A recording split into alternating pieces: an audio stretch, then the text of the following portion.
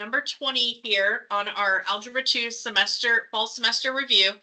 As another reminder, this reference sheet that I gave you last week, you can have out as we're going over stuff, and you can be making notes on here in the margins to the side, be highlighting things, okay? Because remember, you get to bring this back with you and use it on the exam, okay? And again, here is that exam schedule. If you forget when your exam is, it's by period. First period Tuesday, second and fourth Wednesday, fifth and sixth Thursday, seventh and third Friday. Okay. All right. So I'm on number 20. It says, given the vertex of a parabola is 5, -2, and the parabola opens upward, which of the following is the correct equation of the parabola? So there was one like this earlier, and I did it in a separate video, but you need to know your transformation rules to answer this. You need to remember that your vertex is HK. So the pin's been coming in and out here, so bear with me. So HK is your vertex. And remember, your equation is in the form A times, I don't know why I started to write H. So X minus H squared plus K. Okay, so HK is the vertex. So if H is 5, so this should be X minus 5 squared, and then K is -2, that would end up being -2. So we can eliminate anything quickly that doesn't have that correct. So X minus 5, that's good. That's good. That has the wrong signs. It should not be +5. It is a minus in the equation. And then the 5 here was positive. So it should be -5. And then your K value is -2. So this should be a -2 on the outside. So that's good. That's good. Those were all good, but we had already eliminated C and D. So we're down to A and B. The only difference in A and B is that positive, the understood positive in A versus the negative in B. And it says that our parabola opens upward. If it is opening up, it is this shape, that means you have a positive A value. If your graph opens downward, that means you have a negative A value. So opening upward means positive A, so it should have been answer choice A here. Okay, it should not have been the one with the negative. That eliminated answer choice B. Now, if you are not confident in your transformation rules and knowing where A, H, and K go. First of all, I would write this. If it's not already on that reference sheet, I would write this, and that HK is the vertex and where A, H, and K go. But you could also plug these answer choices in to Desmos and look at the graph and see which of these have a vertex here and open upward. And you could just do it graphically by eliminating, you would eliminate C and D because they wouldn't have the vertex in the right spot. And then the only difference in these two would be one opens up and one opens down. Okay, so you could work backward from your answer choices by looking at the graphs in Desmos as well. Okay, in number 21, it says, given that the parabola has a vertex at 1, -4 and passes through the point 2, -1, write the equation of the parabola in vertex form. Okay, so this in Aware, these are drop down menu. Like there's a choice. These are the 4 choices for the first blank. These are the 4 choices for the second blank. These are the 4 choices for the third blank. Okay, but since I'm using a PDF version of this, it looks a little funky. But so they tell us the vertex is, bless you, the vertex is 1, -4. So I know it's X minus H plus K. So since H was 1, it would be X minus 1 squared, and then K would be -4. So I know those two pieces right away. So it should be x minus 1. Okay, so these are out. And it should be minus 4. Those are out. Now the only thing left is to determine what the a value should be. So that is going to, we're going to use that second point here to determine where that should, what that a value should be. So what I would do, I can work backward from a known point and the vertex and figure out what the a value should be. Because if we look at this, h going from 1 to 2, that means it's gone over 1 from the vertex. And then if the vertex is at -4 and this point is up at -1, that means it's gone up 3. So over 1, up 3. Okay, if you were to actually get a visual of these, you're at 1, -4. That's the vertex. And then at 2, -1 here. So they're saying your parabola would look like this. It goes through those 2 points. So what I am explaining, how I can do this in my head, is this change between the vertex and the vertical distance to that second point. It went over 1, up 3. So it has been stretched by 3. So I know that it should be 3. Because normally when you go over 1, you just go up 1 because 1 squared is 1. Now, if you can't do that, if you don't know that that should be 3 because the vertical distance between those numbers is 3, you could also do this using Desmos. Okay, so if I pull up Desmos, out of here, and I type in the possible equations, I know that it's got to be the x minus 1 squared and minus 4. So the only difference is this a value in front.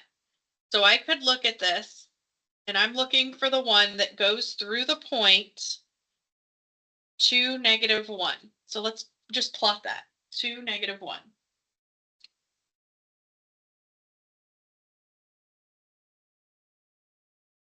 Okay, so there's the point that I need it to go through. Okay, so right now it does not go through that, and that's with an understood a value of 1. So 1 is out. And then the other choices were -1 and 2. Okay, what if I put a -1 here? What if I made it negative?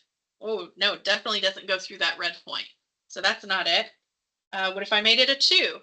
Oh, it got closer to going through the red point, but it still doesn't go through the red point.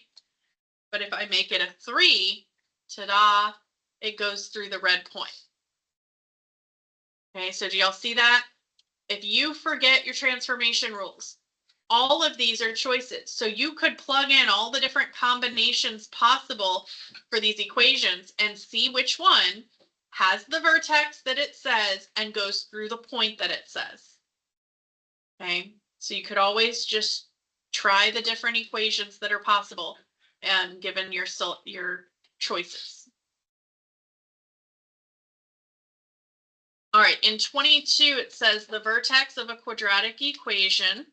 Okay, and they just give us this vertex form of the equation.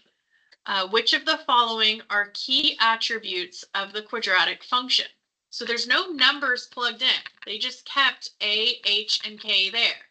This is all about knowing what do a, h, and k represent. So you have got to know that hk is your vertex. So that is true. hk is your vertex, not kh. That's wrong. Okay, the axis of symmetry, that's the vertical line that runs through your center of your parabola. Okay, to be a vertical line, it has to cross the x-axis, right? So it is the x equals h. It is not y equals k. You could type in y equals a number and you'll see it's a horizontal line. X equals a number is a vertical line. Okay, so that is your axis of symmetry, which is a vertical line. Yes.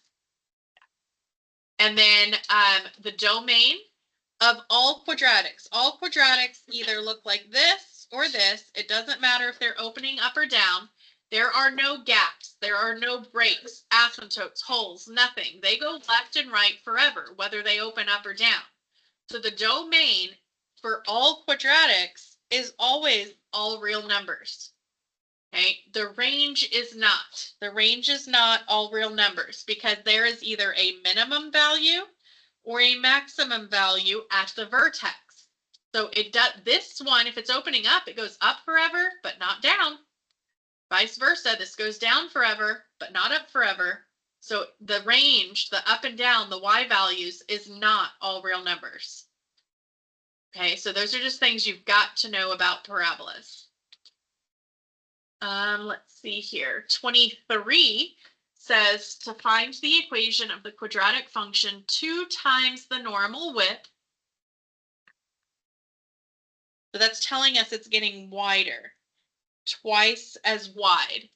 Okay, with a maximum at 5 and an axis of symmetry at -3. Okay, so an axis of symmetry at -3. We just got through saying our axis of symmetry is x equals h. So if they're telling us it's at -3, well, hello, h is -3. And then they just told us that our maximum is at 5. The maximum is your k value. The y value of your maximum is your k. So let's make note of that. Your maximum is your k of your vertex. So my equation has an h of -3, a k of 5, and it's 2 times its normal width. So we need to remember the rule for vertical stretch or compression that if a is greater than 1, that is a stretch, okay, which means it gets narrower. Okay, if a is less than 1, we have a compression, which means it gets wider. Okay, so if it's getting wider, our a is going to be less than 1, and it's 2 times the normal width, so less than 1 is 1/2. The denominator is 2. So a is 1/2 is what that tells us. The maximum is at 5. Now the fact that it has a maximum at all tells us that it's upside down. So we know that a is negative. So it's a is the -1/2. This is the only one that has the correct a value. But then you can see h is -3, check, and k is 5, check. Because remember, it's x minus h. So x minus -3 turns that into +3. So C is the correct answer here. Now, you get Desmos. This I was able to answer and break down because I know all of my transformation rules.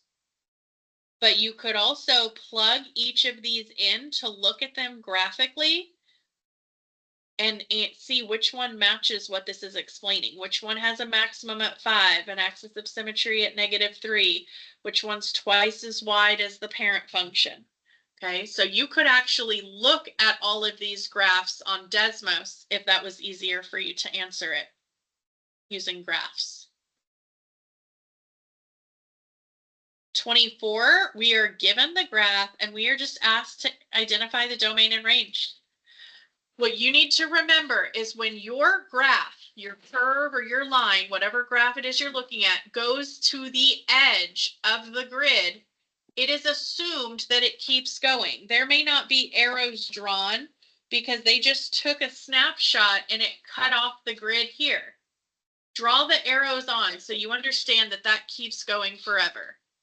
So this graph has a minimum here, which is at -4, and it goes up forever.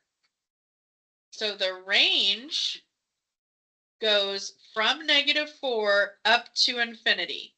Now remember, we include the -4. When we're doing domain and range, the bracket means the point is included. The parenthesis means that it's not.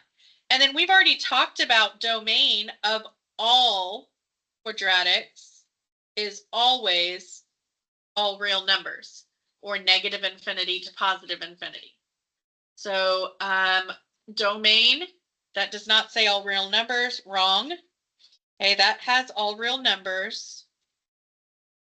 This one does not for domain. This one does. All right, so based on domain, we're down to B or D. And then the way that we wrote the range, we wrote it in interval notation.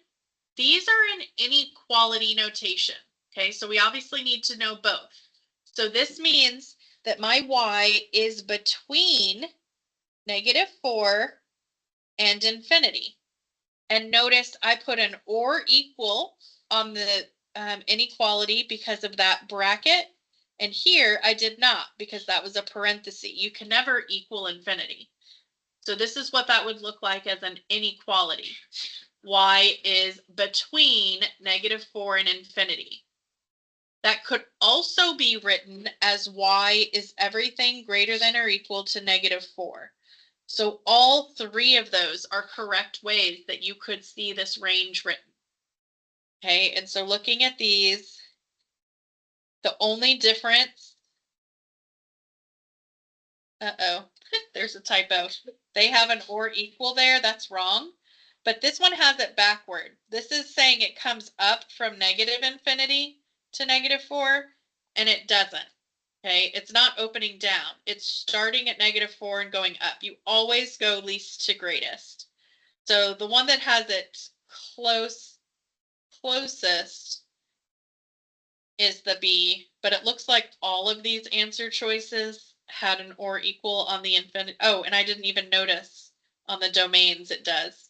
Yeah, none of those or equals should be there. You can never equal infinity. Okay, but other than that, B is the closest. So B is the one you should select. But I'll go and get that typo fixed and aware. There's a few typos that I've come across as we've been working this that I'll get fixed. All right, 25 says, given the absolute value function, f of x equals, and then this is just the vertex form of this absolute value with a, h, and k instead of numbers. Okay, where a is greater than 0, so that means it's positive. Greater than 0 means positive. So that means my absolute value is opening up. Okay, what is the range of the function? Well, if it's opening up, it's going to be from whatever this minimum value is up to infinity. Okay, so it's going to be up to infinity, and it's going to include whatever this value is right here. But remember, it's the y value because we're talking range. So it's going to be your k to infinity. It's always going to be k to infinity if it's opening up. If it was opening down, it would be -infinity to k. But this one's opening up, so it's k to infinity. And man, a lot of typos caught here. That should be a bracket because we should include the k. All right, now I actually skipped ahead earlier because another teacher came in with a question while I was in the middle of recording. And so we went ahead and did the regression questions, 26, 27, and 28. So I'm going to stop this video here at 25, and then we're going to skip ahead to 29, and I'll start a separate video for that.